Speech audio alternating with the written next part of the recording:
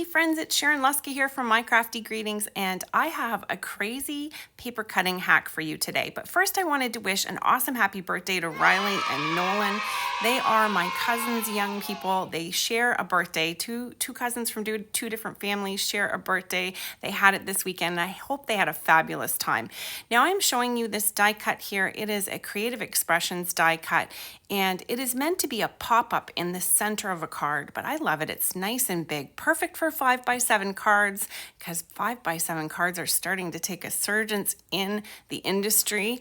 And I thought if I cut the extra little pieces off, we could do a great central focal point. So I have the Butterfly Kisses paper pad here. I love this pad, and I know that we already are on to another release, but I wanted to finish up what I was doing with this particular release because I just love it so much. So I wanted to show you today with these gorgeous papers how you can go about using them on a 5x7 card. And this, of course, is going to apply to any 6x6 paper pad. So the first and most common we all know about is to cut the paper to 4x6 and put a nice thick border on it, or we can take two sheets and cut them and piece them together. We can also take one piece and cut an inch off the side and throw that inch on the bottom, but sometimes it takes some disguising.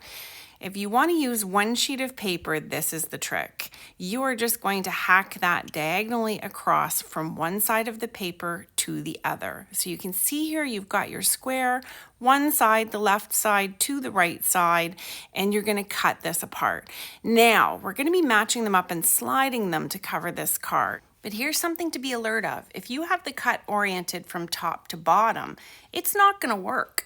So you need to turn this around so that your slice goes side to side. And of course on a square, it's kind of like, well, aren't they top, bottom, side to side all the same? It is, but where we're trying to slide it to match it up to the 5x7 paper, we need the slices to go side to side. I'm using a pre-cut card panel so that I can line my corners up exactly with the corners of the panel. And you can see I had a gap left in the middle. We're not going to worry about this leaving a less than 1/16 of an inch border as long as it's even on the top and the side. I've got a little bit of wall-safe tape here that I'm taping my two panels perfectly together, and we'll trim the tabs off by lining the side up with the blade and checking the edge here to make sure that it's parallel to a slightly less than 5-inch margin. I'm going to turn this around and line it up again, checking my edge so that it's slightly less than a 5-inch width, and we'll trim it once more. Now that we've got these little pieces cut off, you can save them if you want. I'm just going to throw mine out, but we're really not wasting much paper at all to use one sheet to cover a 5x7 card. Now I'm going to just double check my margins here. It's a very, very slim border, and we'll line this up and get it stuck down with our ATG. And don't forget to take your Scotch wall safe tape off. I'm going to start dressing this card, but I also wanted to mention a little later on in this video, we're going to be getting into what angle you should be cutting your 6x6 paper at, because there is a bunch of different angles, and I'm going to show you the full range. But we're going to apply some butterflies because, of course, what's a flat panel unless you dress it? These butterflies are from the video that I did on painting butterflies because I was a little confused on how to make them look good. And this is such an amazing stamp set from Scrappy Tails. I absolutely loved it. These butterflies were gorgeous, but cutting out the antenna can be a little bit of a trick.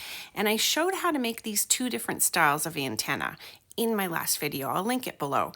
This is the twisted version of the antenna that I'm going to attach to the back of this butterfly that is missing her antenna or his antenna. And I'm just putting a dot of glue on the back there, pinching them together and holding it down with my weight. Now, one of the things that I like to do with the butterflies is not only put Tombow Mono Multi on the back so it's sticky, but I also like to take my art glitter glue or any PVC glue and just coat over the little thin areas, anywhere that you think might catch or break. And this is true for any fussy cutting. If you have a particularly thin, delicate area, just put a coat of glue over the back, and that is going to help keep your card intact no matter what it does going through the mail or inside and outside of those envelopes. I just take my tweezers here that are pointed and give these a little bit of a curl so that they have a nice, unique shape to them. And this paper will go ahead and hold that, no problem. So we're going to stick that down, and then I'm also going to put a little bit of foam tape up underneath my butterfly's wings here just to give it a little bit of lift, and especially since I've got it mounted on the already popped up I love you. So for a card base that's just a flat panel now, even though we've used it by cutting it up a bit, I think this is looking pretty good. I wanted to add a whole pile of sparkling gold gems from Scrappy Tails, and wow, that's a generous bag of gems that she always has. And I find that when I do it in a pattern as though I used a paintbrush to splatter those gems on, that's the way that works for me. And this is a lot of gems. I'm really liking this. But one thing that I wanted was to pull in the black from the butterflies, and then I added on some faux splatters with my Copic marker.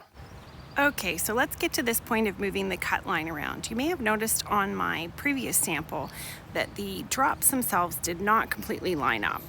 That's why I say it's a variable. You can move this cut line from either corner to corner or slightly down either side of the paper.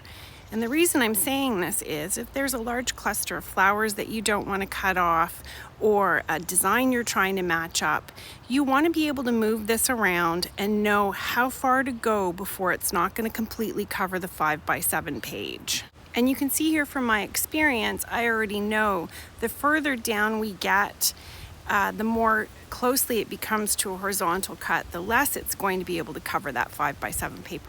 Your experimentation will help you be a pro when it comes to cutting this. Now I have this pattern paper here, this stripe, but I want to cut it right along one of the stripes so that it hides the slide very easily. This will be one of the best disguises that we have yet.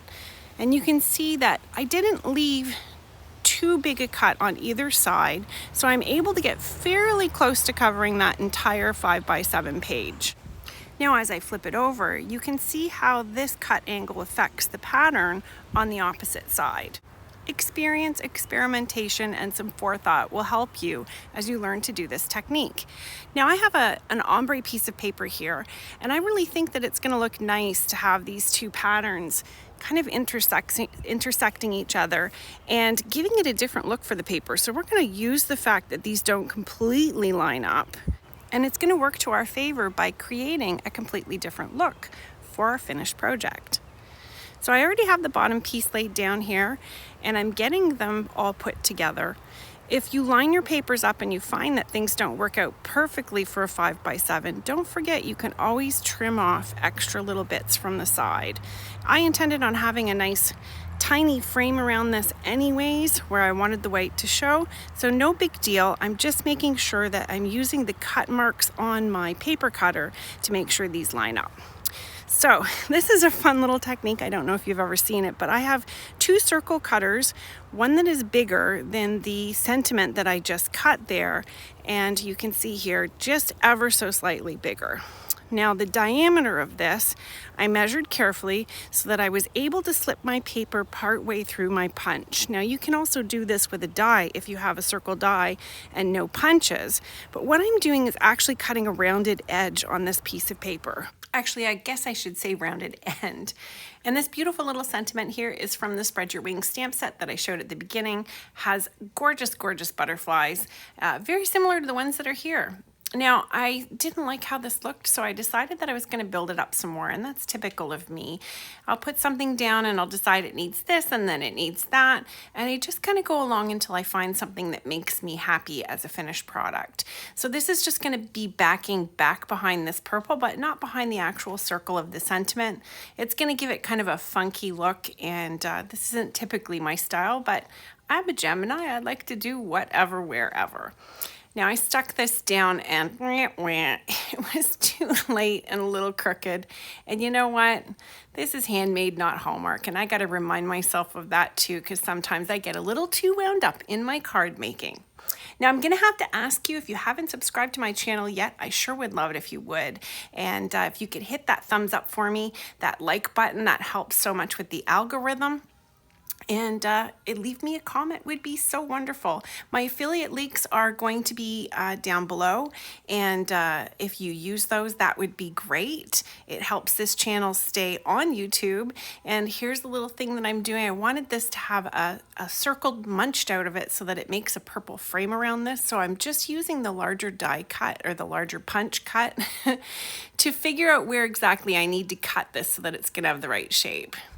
And then I did eyeball it, checked it out, decided that it needed some racing stripes here, and I did put some pencil marks so I could cover it over. And those are handmade strips. I keep meaning to get another video put up so that I can update how to do those, because I know I get asked about them often. But I also wanted to tell you that I do also have coming out one more cutting hack for 6x6 paper for 5x7 cards. And I'm so excited that Sabrina's newest release is a marine release, and it has all kinds of 5x7 card items in it. She makes everything bigger than normal anyways, so that it either fills up your A2 card or really, really makes a gorgeous, gorgeous 5x7 card. So I think the last thing I'm going to do is peel this off and add a little bit of my packing foam back behind it. I'm hoping that that finally has it gotten, and yeah, I just kept going with this. So it's gonna end up with racing stripes up top. I'm sure you all completely understand this, where enough is not enough, and you just keep going and going with this. I'm gonna fix this to a card base, and that's gonna give us our slight white reveal. And this is a Nina Solar White panel that I will attach to an accent opaque card base later on. I did end up fussy cutting out these butterflies. I'm sure the card was fine without it, but I went ahead and used a black marker to edge it, and I'm just giving a new glue bottle attachment a try. That is my art glitter glue that I put in there, and then the same little attachment spigot I've been trying out on my glossy accents. So thank you again so much for joining me, and hopefully you will enjoy doing this hack. If we need more detailed video about how to do it, let me know, and I'll see what I can do. Thanks so much. Have an awesome day. Bye.